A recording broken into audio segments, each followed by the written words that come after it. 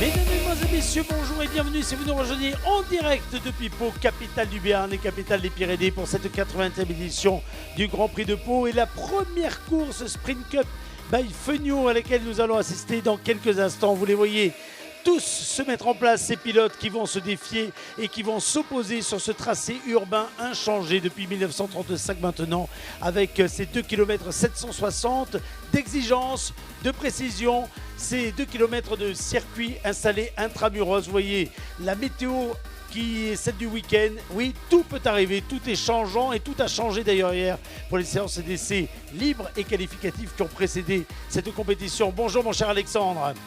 Bonjour à toutes et à tous. Merci Eric. Quel plaisir et quel bonheur de retrouver le public palois, de retrouver les mythiques rues de Pau. C'est bien simple d'ailleurs, les plus prestigieux, les plus grands noms du sport auto ont inscrit leur prénom à ce palmarès. Nous avons un guest ici en la personne du Bibendum Michelin qui salue les pilotes sur cette grille de départ de la course 1. On le voit déjà, l'on est concentré. Pilote extrêmement concentré. Exactement, et puis lui il le sait, c'est Stéphane Richelmy qu'on a vu à l'écran, le pilote de la numéro 7 qui roule habituellement sur la mission H2O. Que vous avez voué admirer du côté du parc Beaumont qui nous fait l'amitié, le plaisir et l'honneur de découvrir Pau, même s'il revient, il connaît les SP05 Evo et c'est une première à Pau pour lui.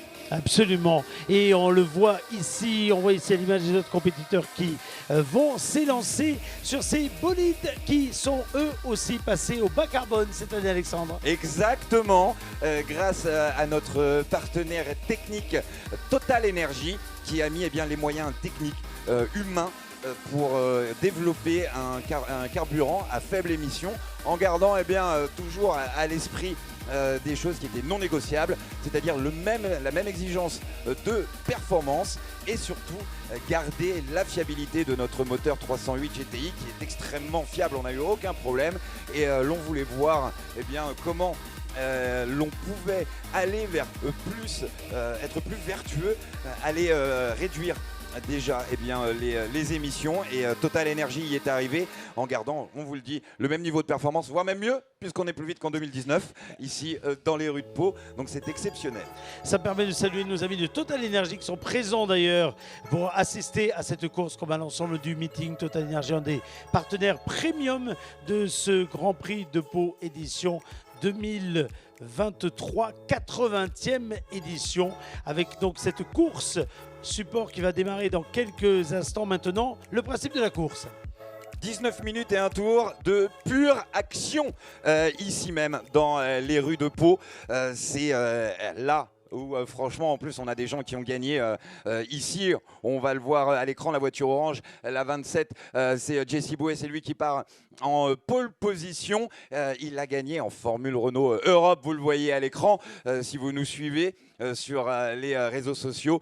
Il a fait la pole position, il a gagné en Formule Renault Europe et en F3 dans les années 90. Il connaît ce circuit comme sa poche, c'est un vrai plaisir et il a réellement envie actuellement d'aller monter au championnat pour aller chercher le champion en titre, la 24, c'est Xavier Fouineau qui n'a pas été le plus rapide tout au long des 2 séances qualificatives. Il faut dire que ces séances hier, Alexandre, se sont déroulées dans des conditions climatiques un peu compliquées. C'était difficile hier, la pluie étant arrivée tout de suite, un petit peu avant la première séance qualificative. Du coup, les pilotes ont dû faire preuve de prudence, mais on sait qu'il est extrêmement important ici à Pau d'avoir une bonne place sur la grille et donc il a fallu jongler. Alors, ce matin a été beaucoup mieux. On voit 3e position pour notre guest, notre invité qui découvre les rues de Pau. C'est Stéphane Richelmy, le pilote monégasque, plus habitué à la mission H2O. On vous l'a dit, il l'a fait l'année dernière des démonstrations. Et cette année, il a dit « Je veux retourner en SP05 et gagner ». 4e sur cette grille de départ, un très jeune pilote, lui aussi qui a roulé en Clio Cup et qui connaît un petit peu les rues de Pau, c'est Romain Buckler et qui concourt en plus dans la catégorie des espoirs, des pilotes de moins de 25 ans, donc il peut aller chercher une victoire au général, il l'a fait l'année dernière, et en plus, pourquoi pas, une victoire de classe, ce qui n'est pas négligeable. On précise les derniers délais pour les pilotes. 1 minute avant le tour de formation. 1 minute avant ce tour de formation. Je précise tout à l'heure d'ailleurs qu'un très grand nombre d'invités vont pouvoir assister pour la prochaine course d'ailleurs à la pré-grille et seront sur la pré-grille pour la prochaine édition évidemment de la FENIO. Je le dis pour nos amis invités évidemment de Total Energy, partenaire évidemment de cette discipline au travers de ces innovations technologiques dont vous avez bien compris qu'elles étaient tout à fait en rapport avec l'ensemble de ce week-end. Mathias Gouvet, où l'on met l'accent sur la décarbonation du sport automobile, le spectacle bien sûr, la compétition évidemment, la performance toujours, mais un souci dorénavant tout à fait légitime autour de ces nouvelles énergies. Exactement, et l'énorme travail fait par les promoteurs de ces différentes compétitions pour réussir à mettre au point tous ces moteurs, et ça a été le cas du côté de cette Sprint Cup by FUNIO, qu'on peut dire carrément 100% française. Ah, c'est 100% français. Un carburant français, des pneus français et une construction locale. Et une construction locale. Alors locale, pas low cost, local. Mais pas low cost.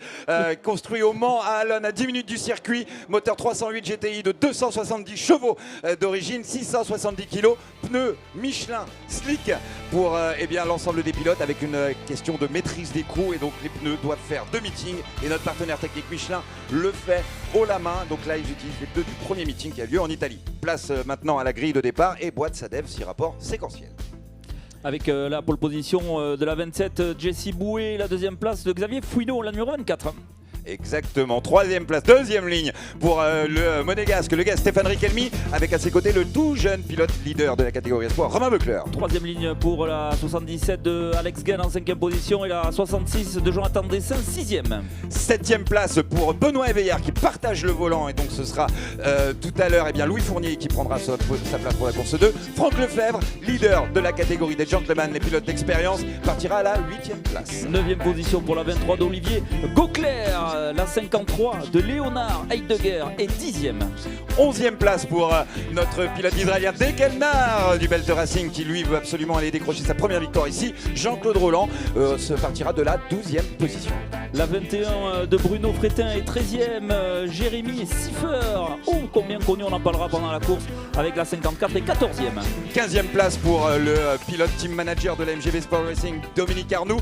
Il aura à ses côtés son équipier et ami Étienne Champetier de Ribes. Et enfin, Rémi Brouard. On aura l'occasion de reparler de tous ces pilotes. La 78 qui est 17e. Il y a du monde, il y a du beau monde. Il y a du monde, il y a du vainqueur de Pau, Rémi Brouard, a gagné à l'époque du GT Tour avec Exactement. La Porsche 996 aux couleurs de champion. On vous l'a dit, la 24 de Xavier Fouineau, lui aussi a eu une grande expérience à Pau. On en a beaucoup, et puis des gens qui découvrent et d'autres qui étaient venus en 2019, puisque nous avions roulé en 2019 ici dans les rues paloises avec énormément de spectacles. Et là, c'est parti pour 19 minutes et un tour. Départ arrêté, extinction des feux, plus rien ne va compter. Et Stéphane Richelmy, qu'on connaît, vainqueur des 24 heures du Mans, la numéro 7, qu'on voit là en train de chauffer ses pneus encore sur la grille de départ. Premier à Pau, pas de victoire encore, mais c'est pas dit qu'avec sa pole position de la course de ce soir, ça ne soit pas fait. Ça, c'est une certitude. Il a faim, le pilote monégasque. Il veut y aller alors que les concurrents s'installent sur la grille sur cette grille de départ. Et qu'elle a de l'allure, cette grille de départ. Regardez-moi ça. Magnifique. 18 protos ouverts qui roulent dans les rues de Pau. Une grande première. Les yeux sont rivés maintenant sur les feux. 5 feux qui vont s'allumer les uns après les autres à leur extinction. Ce sera parti pour cette course 1 du 80e Grand Prix de Pau. Attention, vous avez une caméra du côté des feux. Merci à Régis qui réalise l'ensemble de cette journée, de ce plan tout à fait sympathique, qui en plus rappelle l'exigence qui est la nôtre et l'ambition qui est la nôtre ici à Pau. Et attention, 5, 4, 3, 2, 1... Et lights out, c'est parti. Il est mal parti. Attention, Jesse Bouet qui est mal parti. Derrière, Xavier Fouineau a bondi jusque sur ce premier virage. Il a surpris son équipier, la 27 de Jesse Bouet. On va voir premier virage, enfin deuxième virage. Attention à la gare. Souvent, on peut s'expliquer. La 77 d'Alex Gain est restée scotchée, tout comme la 2 de Romain Beucler. Tout le monde passe sans encombre. Maintenant, place au pont Oscar. Avec la particularité qu'au premier tour, c'est neutralisation sous drapeau jaune entre l'entrée du pont Oscar. On ne peut plus se doubler. À partir de là, on voit le drapeau jaune jusqu'à la sortie du lycée où on va voir c'est qu'au premier tour, vous inquiétez pas, là on n'a pas le droit de se doubler et on va voir sur la gauche de l'écran dans quelques instants le drapeau vert et ils vont pouvoir maintenant partir En tout cas, départ très propre de tout le monde. C'est sûr, on a des pilotes d'expérience là-dessus, les conditions sont idéales. Ils en ont plus qu'envie effectivement d'aller se montrer sur la plus haute marche du podium. Là, rien n'est joué, 18 minutes et 5 secondes, plus un tour à faire dans cette première course. Il y en aura 4. L'arrivée de celle-ci déterminera la grille de départ de la course numéro 3 demain matin. Mais alors déjà, on va pouvoir voir, c'était surtout l'épingle du lycée qui peut être un petit peu embêtante pour la plupart des pilotes, mais c'est passé sans encombre. Maintenant, place à la course, fin de ce premier tour. On va avoir un point classement complet. Mais on voit déjà que la 27 de Jesse Boué, il a du rythme.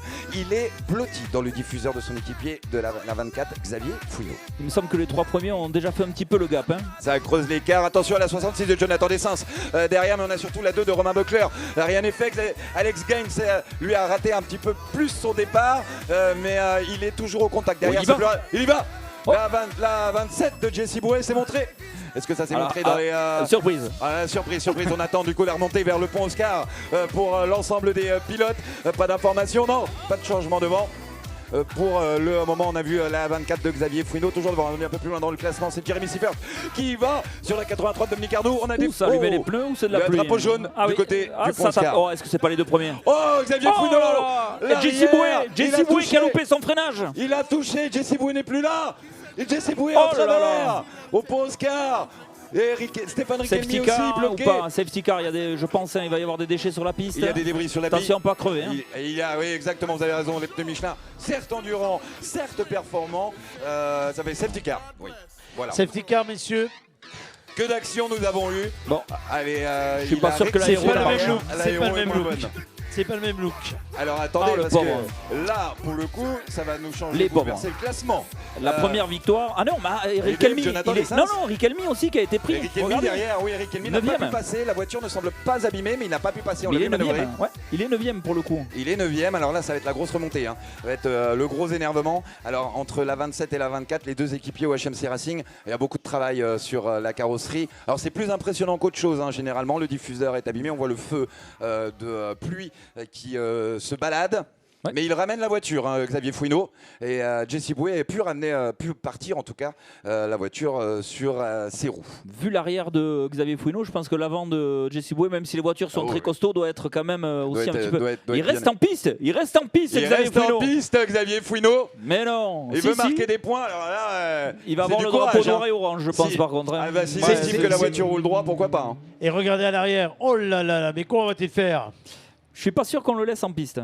J'ai un petit doute quand même. J'ai un doute aussi, mais parce que ça se balade quand même. Si on peut perdre des pièces normalement, qu'on rappelle aux gens qui ne sont pas forcément au courant de toute la législation, on peut avoir un drapeau noir avec un rond orange au milieu, le numéro de la voiture dessous, alors que Jesse Boué rentre au stand, pour lui c'est terminé, qui veut dire que le pilote doit rentrer au stand puisqu'on peut perdre une pièce sur la voiture, en tout cas qu'il ne voit pas un défaut. Je pense qu'il le voit dans les rétros. Hein. Là il le voit, non, il le sait. Il doit même le sentir d'ailleurs sur à la conduite, hein, au placement de la voiture. Pourtant on est à allure très réduite, donc il veut peut-être essayer de juger de ce qu'il peut faire.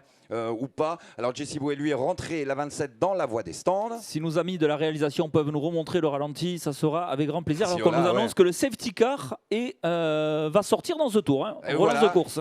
Et Jesse Boué il a mis le pied à terre. Il a mis le pied à terre, donc c'en est terminé. Il est en train de discuter de débriefer de ce qui s'est passé avec ses mécaniciens. On discute, on voit Kevin à droite qui est le chef, le responsable des mécaniciens. Il regarde un petit peu l'avant. Il reste encore 3 courses, hein. Donc du coup, est-ce que c'est pas forcément utile aussi à une course tout à l'heure? Il a peut-être pas voulu aller plus loin. On va voir l'évolution de Xavier Fouinot déjà, comment ça va se passer, et puis la remontée de la 7 de Stéphane Riquelme, 9ème. Vous aviez raison, Mathias. Mais je sais pas pourquoi. Voilà, on va essayer de voir. Je pense que comme ils étaient vraiment les 3 les uns derrière les autres, drapeau, c'est ça annoncé. On lui annonce, la direction de course lui demande de rentrer avec le drapeau noir à fond, à rond orange comme vous l'avez dit. Le problème, c'est que comme il est annoncé que dans la ligne droite des stands, il va y avoir la relance safety car quand même. Eh ben, il y aura la relance. En espérant qu'il n'y ait pas de morceaux qui partent d'ici là. C'est sûr, ça va être... et puis il va falloir revoir pour les autres, les pilotes qui sont derrière, parce qu'on ne voit pas bien. En fait, on est tellement bas dans la voiture que l'on ne peut pas voir au-dessus des rails. C'est vrai. Donc ça peut être ça. Il a relancé. Il repart quand même. Attention, c'est reparti. C'est reparti. Et c'est reparti, drapeau vert. Reprise de cette course. Alors, il a vu, je pense, le drapeau. Je ne suis pas sûr parce qu'il était dans les rétros quand même. Jonathan Dessin, hein, un grand pilote d'expérience dans cette Sprint Cup. La 66 juste derrière lui qui, c'est qui incroyable, je pense, va ce qu'on pas voit. attendre beaucoup. Hein. C'est incroyable ce qu'on voit sur la première voiture. Incroyable, chers amis. Regardez, ils arrivent du côté du pont Oscar. Il défend, il veut y aller, il se sent bien dans la voiture. Le châssis ne doit rien avoir, les 4 roues sont parfaitement C'est alignées. pas grave. On ne voit que de la cosmétique, que de la carrosserie. Et il le sait, hein. Mais non, pour lui, tout va bien. Et il se... On le voit que tout va bien. Ah ouais. On est d'accord, les amis, qu'on n'est pas en train de rediffuser une course de caisse à savon. On est Non, d'accord. mais en direct pour la première course de Sprint Cup. Écoutez, on lâche rien jusqu'à la contrainte. Alors je pense qu'il ne l'a pas vu, hein, effectivement, le drapeau de la direction de le course. seul danger qu'il peut y avoir, c'est une pièce qui se décroche et qui arrive dans la voiture de derrière. Voilà, et comme on n'a pas de pare-brise, si vous voulez, ça arrive directement dans le casque. Et donc la direction de course va déjà lui présenter. Et donc il a 3 tours d'ailleurs, Mathias. Exactement. Si je ne dis pas de bêtises, hein, pour s'arrêter. Mais ça tient bien, hein. C'est costaud. Ah, ça tient, oui, c'est français, monsieur. C'est pour ça. Et puis il met du rythme. Hein. On le voit, le pilote de la 24. Il perd déjà une partie du diffuseur. Allez, ça c'est bon. C'était l'extérieur gauche qui déjà se baladait un peu en largeur. Il est parti sur l'extérieur de la piste. S'il perd l'aileron, ça marche. S'il y a plus de pièces qui peuvent partir. Normalement, peut-être encore une partie du diffuseur, allez savoir, même si c'est qu'un bloc. Mais il continue. Hein. Derrière, Jonathan Dessin lui garde. Meilleur temps. Et meilleur tour en course pour la 24. Jonathan, lui, se reste... un peu en retrait. Et d'ailleurs, l'incident entre les deux équipiers, Jesse Bouet et Xavier Fouineau, 27 et 24, est sous enquête de la part des commissaires. Et regardez, celui qui pour le moment est sur le podium, c'est Romain Bocler. Romain Bocler, et victoire d'ailleurs, leader de cette catégorie des espoirs, les pilotes de moins de 25 ans. Et pareil, il reste derrière. Alors, c'est drapeau noir pour le pilote de la 24, pour Xavier Fouineau. On le lui présente maintenant. Et on va lui demander, est-ce que c'est fait pour s'arrêter ça? Parce que je pense que c'est pour là, on a la 23 qui semblerait être arrêtée. La 23 d'Olivier Gauclair arrêtée au niveau du virage 9-10. Alors, on a perdu. Et il est là, il est dans le mur, il est dans le rail, Xavier. Olivier, pardon. Attendez, parce que ça, il peut sortir. C'est juste avant Foch, il me semble. Exactement, on va voir l'action, ce qu'il s'est passé. Ah non, c'est dans la descente de Poimiro? Sans doute, on attend dans le virage 6, c'est donc la voiture d'Olivier Gauclair. En tout cas, il est mis l'avant au rail. Il l'a juste planté. Mais c'est le plus compliqué. Il peut manœuvrer, il y a quand même une marche arrière. Alors il laisse passer les derniers concurrents. On a la 83 et la 64 qui passent. Et qui on voit, et il avait déjà il était déjà mal placé. L'entrée de Beaumont. Oula, il est vu. Qu'est-ce que la belle manœuvre de derrière, hein, pour éviter. Derrière, Dominique Arnoux a eu gros métier pour l'éviter, et Olivier Gauclair est parti tout en travers, et il n'avait d'autres mesures que d'être passager, bloquer les roues.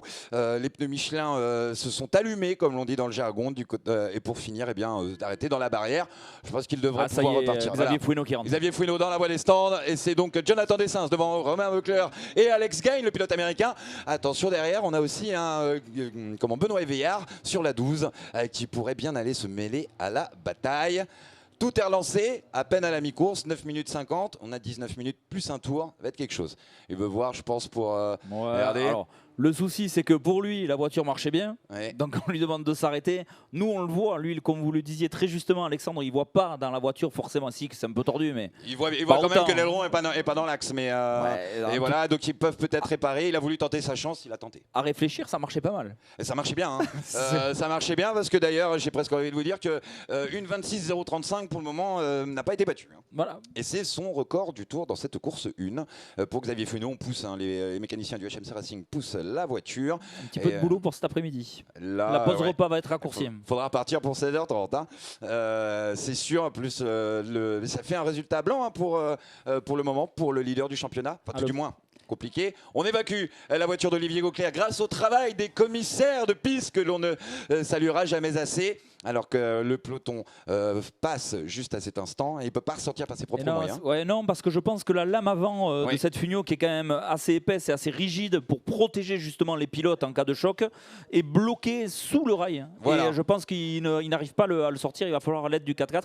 Et pour le coup, dès le moment où il sera tracté par le 4x4, il ne pourra plus reprendre la piste. Il pourra reprendre la piste directement, exactement, sans problème, puisque de ce que l'on voit sur son côté droit, la carrosserie n'est pas plus abîmée que ça. Alors on lève l'avant, oui, pour la sortir. Oui, il doit être complètement bloqué sous le rail et dans la rigole, en fait, puisqu'il semblerait que l'on ait une évacuation d'eau de pluie. Ouais, il n'aurait pas de chance pour le coup. Ah, bah, de toute façon, les commissaires, eux, travaillent très très vite et on va pouvoir relancer rapidement la course. Et donc assister à une première course, c'est bien fantastique. Quand ils vont lever, ils vont abîmer la face avant. Peut-être ils auraient peut-être pu la prendre par l'extérieur. Enfin, c'est compliqué, après on peut pas voir. Est-ce qu'il aurait aussi eu un problème, une rotule ou un triangle de suspension qui aurait été abîmé dans la manœuvre? Moi, je sais pas si elle va beaucoup aimer la voiture. On aurait besoin de le ressortir. Ouais, ça y est, il est dégagé. Parfait. Voilà. Ils l'ont dégagé, on le remet dans l'axe de la piste et on le sort. Non, ça sera tracté. Tracté, donc c'est fini. Ça semblerait, alors que les concurrents franchissent bien la ligne de départ arrivée. On va voir pour le pauvre Olivier Gauclair. Dommage parce que la voiture ne doit pas voir grand chose. Hein. C'est vraiment une glissade à l'entrée. C'est le gauche d'entrée dans le parc Beaumont et il a perdu la voiture. C'est compliqué avec ces voitures qui sont relativement basses, très suspendues. Et c'est très bosselé à cet endroit. Et puis en plus, on a envie d'en mettre. En fait, on a envie d'aller accélérer. On se dit, on est trop lent. Et c'est là où l'erreur arrive. D'ailleurs, c'est exactement là où, avec une belle remontée pour le coup, c'est la 49 de Kelnar qui est allé taper à cet endroit-là hier avec beaucoup plus de dégâts. Exactement, il avait bien remis, bien rectifié sa voiture et les mécaniciens de Belt Racing de son équipe ont travaillé jusque très tard dans l'après-midi et dans la nuit pour le refaire et cela a fonctionné puisqu'il a pu continuer à reprendre la piste. Il avait d'ailleurs même pris la piste hier pour la qualification à 5 secondes de la fermeture du rail. Donc vous voyez, safety car dans ce tour. Là, la course va reprendre d'ici quelques instants. Donc là, concentration. On a un Jonathan Dessins au volant de la 66. Rallyman émérite derrière. Un petit jeune qui vient de la Clio Cup, qui a gagné déjà à Barcelone l'année dernière en Sprint Cup by Fenio et qui veut aller engranger plus de victoires. Et il est en plus leader de cette catégorie des espoirs. On a Alex Gain, la 77, le pilote américain, en 3e position. Au premier meeting, il n'a fait 4 fois 2e. Il veut aller chercher aussi cette victoire. En 4e place, on a la 12 de Benoît Éveillard, un pilote qui a été pas tout proche d'être titré en 2021, pardon. En 2022, il est parti en GT4, en TC, pardon, roulé avec une BMW. Maintenant, il est revenu et partage le volant. Est-ce que vous avez vu ce que j'ai vu? Le safety car avait les essuie-glaces. Et les essuie-glaces, exactement. Et oui, vous avez vu mieux que moi, pardon. On a les stigmates aussi de la 7 de Stéphane Richelmy. Alors attention, hein, ça veut dire que l'on aurait quelques gouttes. Tant que ça ne lève pas d'eau, on ne met pas les pluies. Mais de toute façon, on ne pourra pas changer. C'est parti, drapeau vert, la relance de la 66. Très très proche, c'est le peloton groupé pour le moment. Premier virage, enfin virage 2, la gare. Allez, 5 minutes et 10 secondes plus un tour. Très belle relance. Pour le moment, tout le monde passe à derrière. Nadé Kelnar qui tente déjà à résister sur Stéphane Richelmy. Ouais, la voiture un peu abîmée, hein, Richelmy. Ah bah il a touché, oui, il a dû toucher forcément on devant a vu lui. son avant droit qui était quand même assez ouvert. Hein. La carrosserie qui bouge, alors ça va être un petit peu plus embêtant pour l'aérodynamique. Mais il retourne, Richelmy. Il y va au point Oscar. Il se présente, Stéphane Richelmy. On n'a pas vu le reste de l'action sur la 49 de Dekelnar. Ils sont encore côte à côte. Dekelnar à l'intérieur pour l'épingle du lycée. Ah, magnifique, magnifique la maîtrise des deux pilotes, extérieur, intérieur. Quel respect, hein. Et puis, vous assurer que déjà la piste n'est pas très large, les voitures sont assez imposantes et il faut les tenir. Il est en train de perdre des morceaux de carrosserie, le pilote monégasque sur la 7, mais ça devrait tenir, ça va tenir. C'est une carrosserie en fibre avec un seul tenant. Il va la garder de toute manière jusqu'au bout de la course. Très dommage qu'il ait aussi lui aussi un meatball drapeau, le drapeau noir et rond orange. On est tout de suite d'ici de la chicane Foch, c'est bien ça? Exactement, on descend de Poimero maintenant. Ça se tous les présente, deux, hein. ouais, ils se cherchent. Et Dekelnar défend sur la 49. Il veut garder sa 6e place au classement général. Stéphane Richelmy qui était donc 9e, lui a réussi à grappiller une position en plus puisque l'on a eu l'arrêt de la 24 de Xavier Fouineau dans la voie des stands. Ça y est, fin du premier tour. Il est à l'aspiration. Le pilote de la 7 sur la 49. Pas possible de porter une attaque dans le premier, mais alors peut-être au virage numéro 2 à la gare. Il se présente, il y va. Non. Ça se monte dans les rétros, non. Et Dekelnar, lui aussi a un petit peu de métier. Il est bien ressorti. Il est mieux ressorti. Il est mauvais côté. mauvais côté de la piste, il va pouvoir fermer tranquillement. Il reprend l'aspiration sur la 49, il le met il y va là, il est mieux présenté au sapeur. Ils y vont ensemble là. Ça se touche. Ouais, et les deux dans le mur. Les deux dans le mur. Les deux sont embarqués. Le mur n'a pas été touché. Par contre, on n'a qu'une moitié d'image, mais Stéphane Richelmy lui a pris le côté gauche de la voiture de Dekelnar de la 49 apparemment. Ça se voyait que ça. Ça allait mal finir. On a vu Stéphane qui est monté sur le trottoir. Les deux voitures sont reparties. C'était pas un gros choc. On a un morceau de carrosserie que les courageux commissaires vont aller chercher maintenant. Sur voilà, et on a Dekelnar. Non, la voiture n'est pas bien. Il s'arrête à l'épingle. Le pilote de la 49, c'est l'abandon pour le Dekelnar au niveau de l'épingle du lycée. Alors il est arrêté, on va le pousser. Alors il a du mal il essaie de redémarrer la voiture. C'est ça, pilote israélien. Israélien, oui, pilote israélien, pilote qui nous vient de Tel Aviv et qui fait le chemin pour venir rouler en Europe. Alors maintenant... Il aura fait du bois, Stéphane Richelmy. Un petit peu là. Il y aura un peu de travail pour ces mécaniciens. Après, on s'agace aussi. Hein, quand on sort, qu'on est bien, qu'on s'agace un petit peu de tout. Hein. C'est au bout d'un moment... C'est jamais facile et il faut garder la tête froide. Il a tenté sa chance si ça reste un pilote de compétition. Et puis Dekel a voulu lui aussi refermer. Et on ne voit pas bien. Et puis voilà, ce n'est pas passé. Donc pour le moment, meilleur tour en course de Jonathan Dessens, le pilote de la 66.